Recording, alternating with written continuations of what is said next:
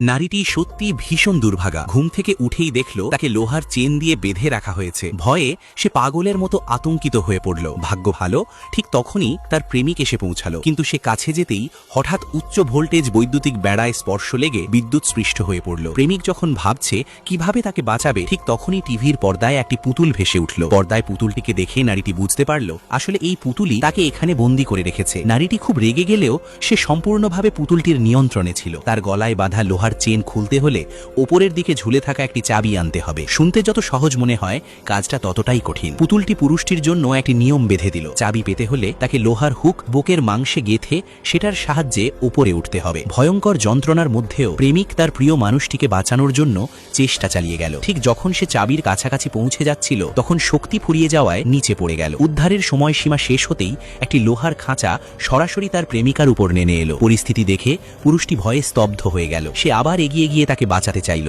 কিন্তু শেষ পর্যন্ত আবারও উচ্চ ভোল্টেজ বিদ্যুতে আঘাত পেয়ে মাটিতে লুটিয়ে পড়ল। অসহায়ভাবে সে শুধু তার প্রেমিকার দিকে তাকিয়ে রইল। কিছুই করার ছিল না।